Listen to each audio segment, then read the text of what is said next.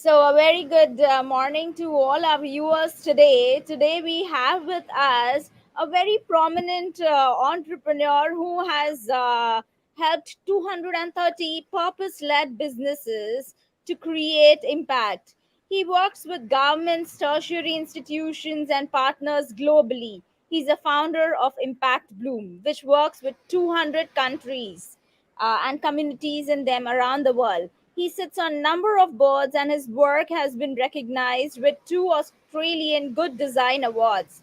He has led successful Australian bid for the Social Enterprise World Forum held in 2022 and a project that catalyzed the entire sector's growth nationally. Thank you so much for joining us, Tom, today. Thank you. Harsha, thank you for having me. It's a pleasure to be here. And thanks to all of you who are dialing in or listening today. It's great to be talking. So, Tom, you graduated in industrial design and you led to founding Impact Boom and bolstering all the change makers globally. So, how has your journey been? Well, it's a great question, Harsha.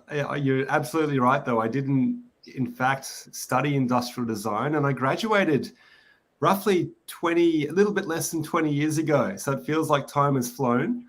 But it has been a journey, right? To ultimately go from finishing studying all the way through till, I suppose leading an organization today has been one of lots of trial and error and understanding ultimately what feels right for me and what has felt right for me and what has been less interesting or ultimately, though, that has really come out through experience, through practice, and through quite an entrepreneurial sort of journey. But for me, Harsh, it really started over in Barcelona. And when I graduated from industrial design here in Brisbane, Australia, I had already fallen in love with Spain and Barcelona in Europe. And so I decided back then that for me to further my own studies, I'd like to move over to Barcelona. And I had a few key objectives in mind. And that was really ultimately to do a master's, to learn Spanish and Catalan, which were the two languages from that area. And also to spend about 5 or so years working within the European market, gaining that experience to then return to Australia and set up something here and bring that experience with me. But instead of staying for 5 years, I stayed for 10 years. So I stayed 10 years living in Barcelona, and I did just that. I did a master's in product design, and it was there that I started working with a bunch of different organizations and started getting lots of experience in the space. And ultimately, here we are today with Impact Boom. But it's like I said, it's been a ride, and it's only come from experience.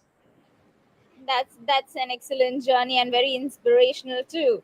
So, product sustainability is becoming a concern, and since you hold the background in the same, what insights would you like to share to consider while designing a sustainable product? I don't know where to start, to be completely honest. I mean, there's so many different ways and things that need to be considered when you are truly integrating sustainability in your work. And I'm saying this not from a tack-on sort of Band-Aid approach, but from an approach which is truly considering the system in which your design is being designed, right? In the environment, the context, all of those things. So, I mean, traditionally what we have seen is that sustainability has been quite tacked on. It hasn't really been systemic. It hasn't really been true.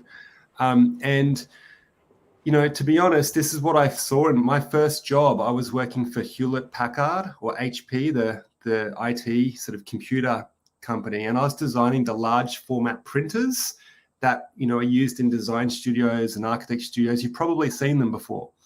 And what I discovered, though, was for myself as a designer, I had specific morals and ethics which didn't quite feel right when I was designing in that sort of corporate environment producing the type of products that I was producing.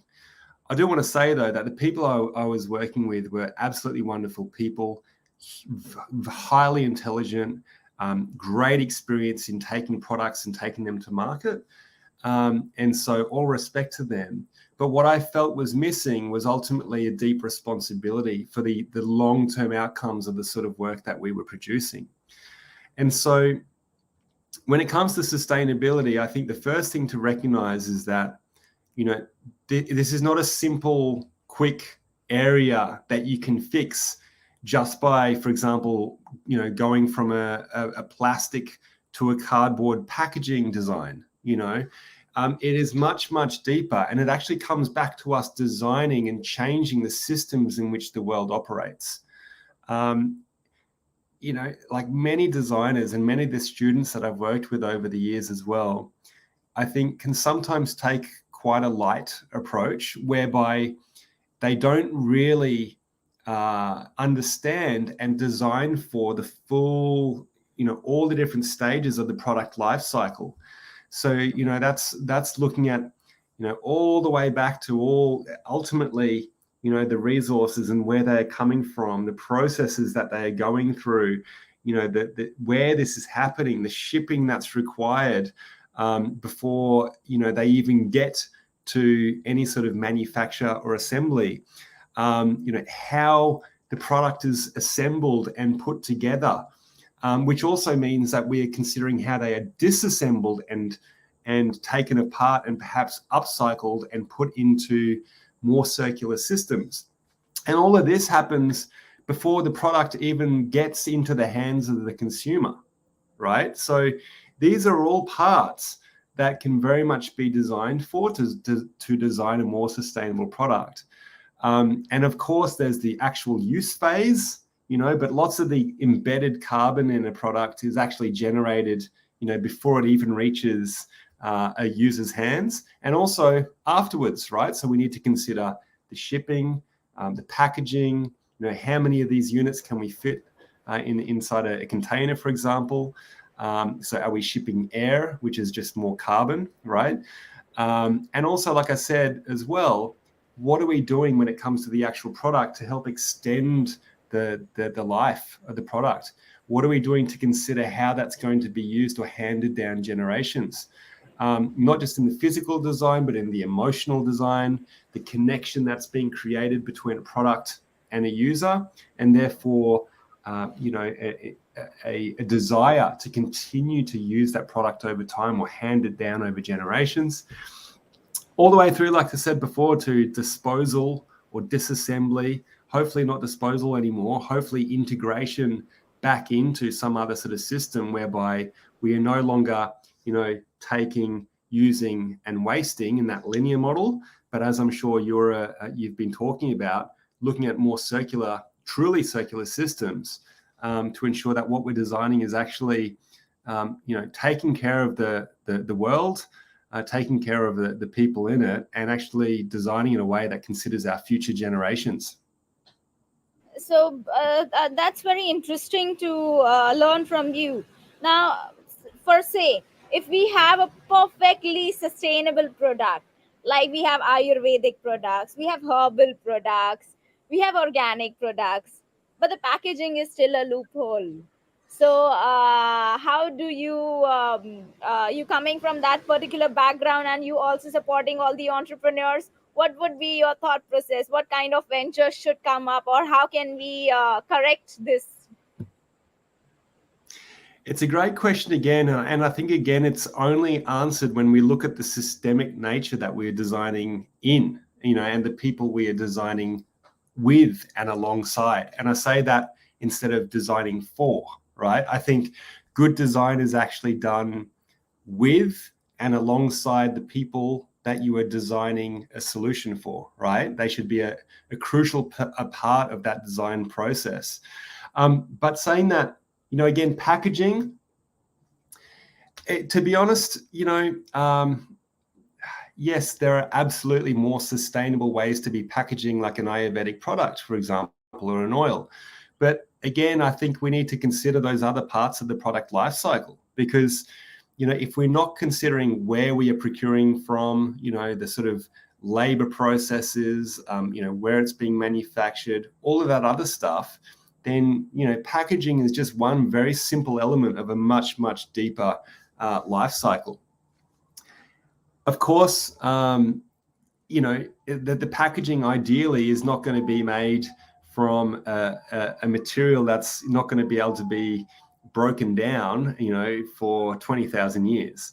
Hopefully it's something which is, coming from a material source that can be renewed or regenerate the earth and whatever else for thousands of years. But I think, again, it's a deeper question, because if we're looking at, for example, Ayurvedic oils or ingredients or something like this, and we're talking about packaging, perhaps we might be looking at different ways of distribution, different ways of consuming that actually reduce packaging in the first place, right? Perhaps we're looking at a new way of wholesaling or retailing these products in the first place, so that people might take reusable containers to a shop and buy from bulk and refill containers, with some special packaging. Perhaps they are distributed in a way, to different sort of central parts around India or globally, whereby people can go and pick them up. And so there is a lot less sort of miles, happening. So again, I want to sort of flip it back and say it actually fits in a broader context. And for us purely to look at packaging is not to actually understand how to design sustainably, in my opinion.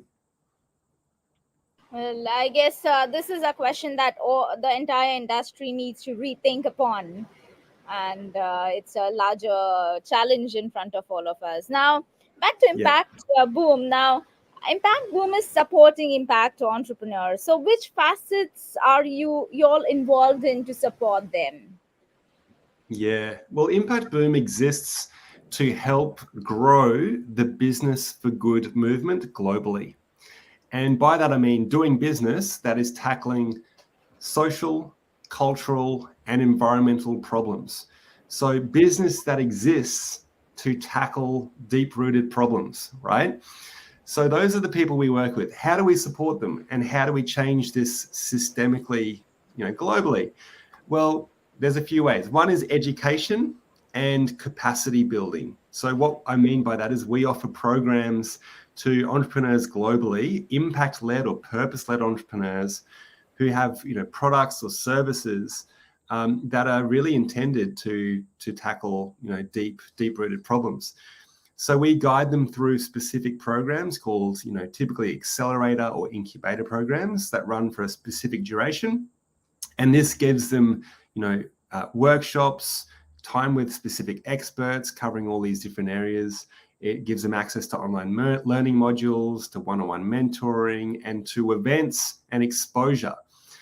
So that's one area. It's sort of like walking alongside these different founders to ensure that they're getting the deep support that they need, because it's a very difficult journey to take, an idea out of your head to turn it into that tangible thing, which is actually solving a real world need and doing so in a way that creates impact. So that's something that we offer. But we also offer media. So we have a blog and a podcast at impactboom.org. And we have there almost 400 different podcasts now with different impact-led, purposeful leaders from around the globe who are sharing their journeys in design and social innovation, social enterprise, in order to ultimately uncover the insights and the experience that they've gone through. Because we believe that way, again, the education is flowing, but there is therefore a deeper awareness about the possibility to use design and business for a greater means than just an economic return, right? And that's been one of our big problems, has been a focus in business on purely generating economic and financial returns. But we do know that we can do that and do it with a deeper purpose at the same time. We can do that and actually wake up feeling good and feeling passionate because we are using business as a driving force to generate, positive change. So that's a couple of ways that we work. I mean, that leads into work with governments and policy design. But ultimately, the core part of what we're doing is providing that education, that mentoring, that support to help people create some impactful products and services. Being an entrepreneur, I totally agree with what you're saying. Education in this field of being an entrepreneur and being an impact entrepreneur is quintessential, because we are not taught this in the schools and colleges. So it's a journey along the way for us.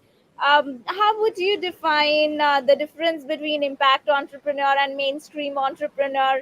Because both of them are working as an entrepreneur. Yeah, so look, impact entrepreneur versus mainstream entrepreneur, I think the only real difference is both are looking to create some sort of project, ideally that's going to generate change of some sort. An impact-led entrepreneur starts with their why. They start with a deep purpose and a deep understanding of the problem that they are trying to solve, right? And that comes from using, good design methodologies and a good understanding that, it's important to get good primary and secondary research. It's important to define a problem. And it's important to do all that sort of design work so that that whatever you're designing is responding to very specific needs. But an impact-led entrepreneur is driven, like I said, from that why, from that deeper purpose that is aligned with the greater good. And that is the reason that they exist as a company or as a social enterprise or a profit for purpose, whatever they want to call that. They exist as a business to create that change, right? But they believe that a business and a self-sustaining business that generates revenue is able to create that change, right? Whereas, let's say a unicorn mindset entrepreneur. So when I talk about unicorns, this is a definition that's used in the startup space typically, right? Whereby you take a company from a $0 to a billion dollar valuation, as soon as you can. And for many entrepreneurs, that remains the primary focus, the economic return, the valuation. And in many cases, that sees them putting all of these other important things to the side, or without any consideration for the deeper impact that their work is actually having. So those are the fundamental principles. Like, I think whereby it's done without purpose and whereby it's done, pretty much in a selfish way of what return can I get for myself? How much financial return can I get as quickly as possible, whilst ignoring the deep consequences it can have, for so many people around the world and our future generations. That's one way of looking at it. The other way of looking at it is looking at it responsibly, actually taking that responsibility on and owning it, but doing it in a way that, is also making money and therefore generating more impact at the same time. That's excellent and very well explained, Tom. Um, Tom, along the journey, even you are an entrepreneur, and we would like to know the challenges that you faced while achieving or while doing what you do, and how did you face those challenges? Because it's an inspiration to learn from you. Oh, look, again, I honestly don't know where to start, because I think that's one thing about being an entrepreneur, right? Is that the challenges come at a constant pace, almost daily. And I think that probably brings us back to a few important pieces of being an entrepreneur, right? I think understanding that it's not an easy journey is one thing, but what that means is, having a deep passion, having resilience, having persistence, and a flexible sort of mindset to understand that it's not going to be easy. You are going to come up against a lot of boundaries and a lot of barriers that are preventing you from having that success or that impact that you want to create. And so some of the founders that, we've certainly worked with, the more successful ones are typically those that display those qualities, right? They do have a sense of optimism, but that's based in realism as well. And they understand that it's important to get out there very, very early. It's important to start testing and prototyping and piloting their offerings with real world people. But it's also important to be measuring their impact, and it's important for them to be flexible as they respond to what works well and what doesn't work well. Ultimately, though, being an entrepreneur can be very, very lonely, right? And I think it's really important that, it takes a village to raise a child, right? And I think with an entrepreneur, you really do need to support yourself with like-minded or a community of people who can provide you with that support, so that when shit gets tough, and it will do, you have some support around you. You can stay focused, you can find a way to get around that, and you can push forward. So that's ultimately it. I think having that mindset, whilst being flexible and responsive, so you can understand when something isn't working, and you're not trying to flog a dead horse and just keep going at something which ultimately isn't going to provide, good value for an intended, set of people. But understanding, what feedback you're getting and how you can continually evolve as you look towards creating that value. So, Tom, as an entrepreneur, what is your vision for Impact Boom in the coming 5 years?